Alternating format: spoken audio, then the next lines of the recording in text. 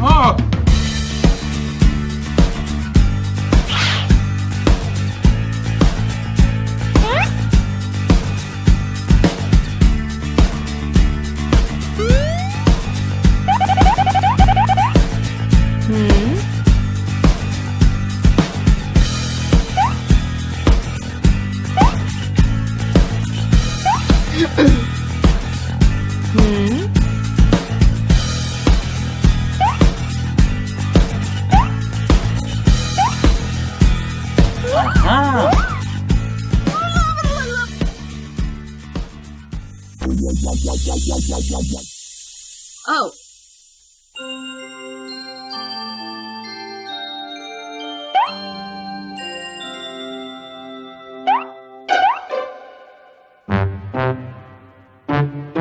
Wow. You can see that the young boy wanted to escape the cave, and in order to do that, he needed to find the shortest distance between himself and the exit. Thank God for Mr. Pythagoras, who was able to solve that hurdle for him. Now, we must know that Pythagoras theorem was given to find the shortest distance between the two 90-degree inclined points. And I know I'll be able to answer your question as to why Pythagoras decided to postulate this theory. Now, when we talk about 90-degree inclination, this will remind us of a right-angled triangle. Now, we have a 90-degree inclined point. Now, the shortest distance between these 2 points is going to be this very line. This very line tells us the shortest route to move from our first point to our next point. Now you can see that this topic is going to be depicting a rectangle triangle. Now the theorem proper: in a right angle triangle, the side that is facing the longest side is the opposite. You can see there. Now while the other side is called the adjacent. Now a very important line or length in a right angle triangle is the longest line, because this longest line shows us the shortest distance between the line which is called the opposite and the line which is called the adjacent. This line connects the 2 points together, and this line is called the hypotenuse.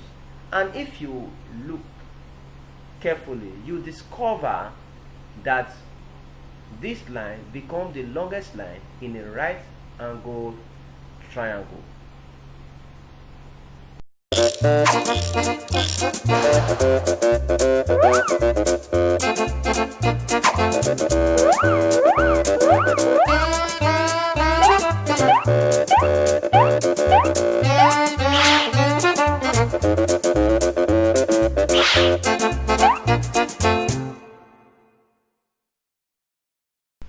Remember that the longest side of a right angle triangle is the hypotenuse. Now, according to Pythagoras, he told us that we can place a square. You know the shape of a square? Good. We can place a square at each side of a right angle triangle. For example, if the square at the opposite is 3 inches in length, while the square at the adjacent is 4 inches or 4 units at the adjacent. Now when I join the two squares at the opposite and the adjacent together, they make up the square at the hypotenuse. Now I'm going to illustrate this further. This is a right angle triangle.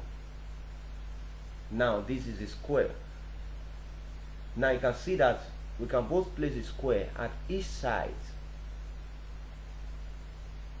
Now the black squares are the squares at the opposite and the adjacent, while the white square is the square at the hypotenuse. Now you're going to discover that the square at the opposite and the square at the adjacent can both enter into the square at the hypotenuse. This means when I add the square at the adjacent and the square at the opposite, they make up the square at the hypotenuse. You see, I'm going to move it, it fits in. You see? Good. You can see the way they fit in. Good. Now, that is to say, the square of opposite and the square of adjacent is equals to the square of the hypotenuse. You can see that. Now, this means 3 square plus 4 square will give us, for example, if I have my square at 5 to be 5 units each in each side, therefore me, my 3 square plus my 4 square is equals to my 5 square. So I'm going to illustrate this further with more examples on why Pythagoras decided to say the square of opposite and the square of the adjacent is equals to hypotenuse. From our teaching so far, we can deduce our Pythagoras equation now. and you discover that for a right angle triangle, the square at A and the square at B, that is, the square at the opposite and the square at the adjacent, can both be contained in the hypotenuse. Okay, now this is the reason why Pythagoras decided to tell us that the addition of a square and b square will be equals to c square. This is because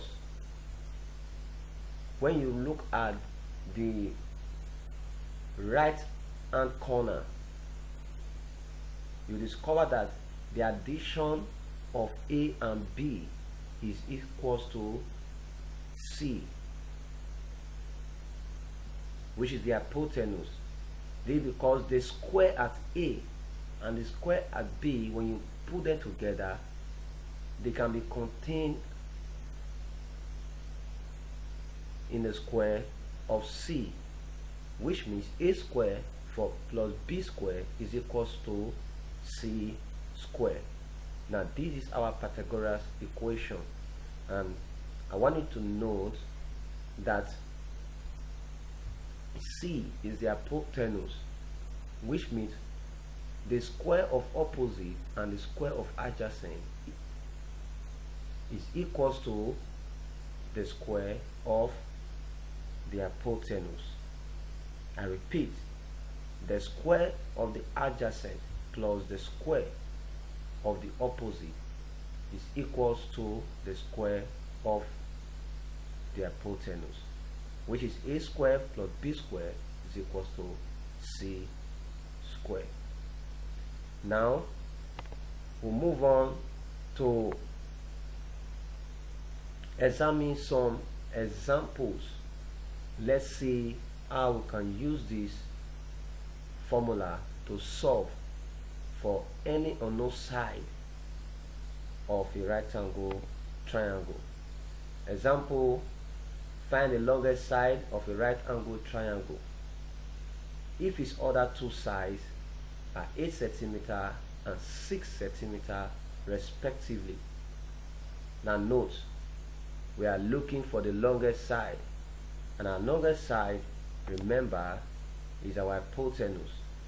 So when we solve, we have a right angle triangle. One of the side is 8 cm, the other side is 6 cm, and I'm looking for the longest side. For the longest side, we don't know. So what do we call it? We call it x.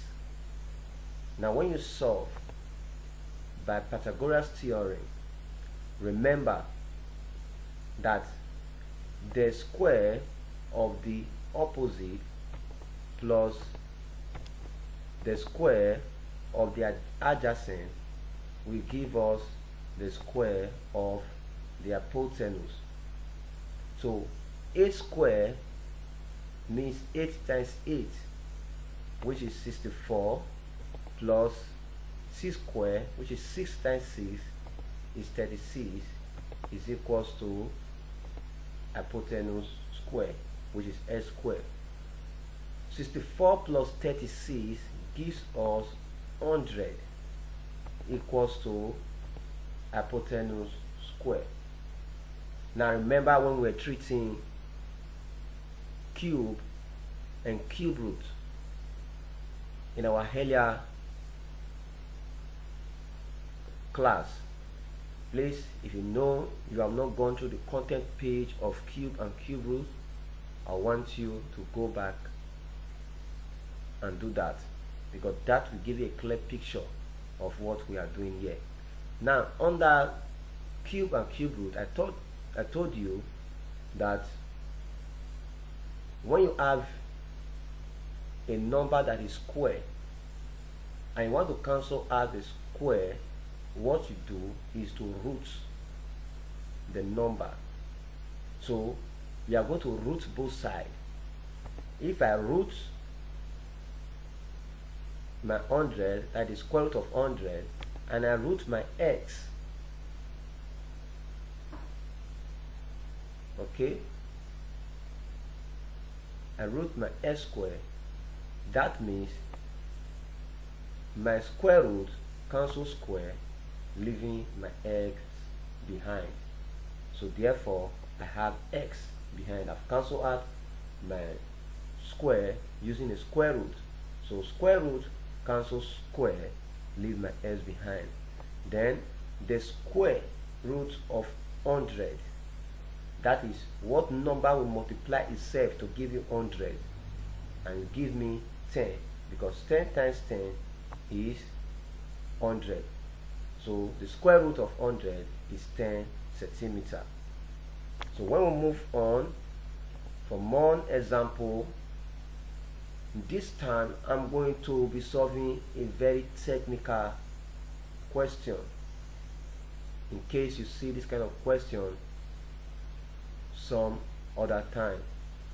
The question says find the breadth of a rectangle if its length is 4 millimeter and diagonal is 5 millimeter.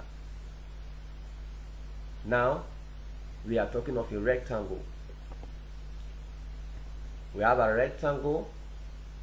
Remember, the question said the length is 4 millimeter. So I have my 4 millimeter as the longest side. Now we are looking for the breadth. So since we don't have the breadth, so I can call my breadth y. Now remember, the question said diagonal. The diagonal is the shortest distance between 2 points of a plane shape, and the shortest distance here is this. Okay, that is the diagonal. Now diagonal is 5 millimeter. You can see the way I constructed my diagram. My diagram is interpreting what the question is telling us. Now I can bring out my right angle triangle out of here. So I can have a right angle triangle in this manner. Can you see? Now in my right angle triangle, it therefore means my adjacent can still remain 4 millimeter, because I'm bringing out my adjacent from the length of my first diagram. Now my breadth is y. So you remember that the two sides, the two breadth, they are equal. So my right angle triangle is still going to have y as my breadth, which is the opposite, the line facing the longest side. Now my diagonal becomes my longest side in a right angle triangle, which is 5 millimeter. You can see. So the diagonal of a rectangle is always the hypotenuse of a right angle triangle when you bring the right angle triangle out of a rectangle. So when you solve this time, remember that the square of the opposite plus the square of the adjacent will be equals to the square of the hypotenuse. Now this time our longest side is 5 millimeter. So the square of our hypotenuse becomes 5 square. This time we don't have opposite, so we leave our opposite as y. Okay, we now become y square. Now remember, our opposite in our right angle triangle is the breadth of the rectangle. Okay, now y square remain y square because we don't have a value, plus 4 square, which is 4 times 4 equals to 16, equals to 5 square, which is 5 times 5 equals to 25. Now what do we do here? When you have a question like this, we collect like terms. So 16 and 25 are figures, while y square is just an alphabet. So we move figure to meet the other figure, which means I'm going to move 16 to meet 25. And anytime we move, remember the sign after crossing the equals to changes. So when our plus 16 crosses to meet 25, it's going to change to minus 16. So therefore y square remains here. I move 16 across, become 25 minus 16. So when I have y square, 25 minus 16 gives me 9. Remember, we want to remove our square, so I have to root both sides. By rooting both sides, become the square root of y square is equals to the square root of 9. Square root cancel square, leaves y with me, equals to the square root of 9 is 3, because 3 times 3 will give me 9. So any number that multiplies itself to give you a number is the square root of that number. So 3 times 3 is 9. So which means my square root of 9 is 3. So our answer is 3 millimeter. So the breadth of the right angle triangle, which is the opposite, is 3 millimeter. And at the center, remember, this opposite is our breadth of the rectangle. So therefore the breadth of my rectangle is 3 millimeter. I think I've been able to solve for the hypotenuse of a rectangle triangle, and at the same time I'll be able to teach you how to solve for the opposite. Now when you're solving, I want you to take note of the formula. Okay, now with this teaching, I think you can solve any question on Pythagoras theory that comes your way. Please remember that you have to go through this content page, digest it, understand it. Thereafter, you go over to your interactive assessment and do every work that is meant for you. And thereafter, go to your assignment, solve on a plain sheet, and upload for grading.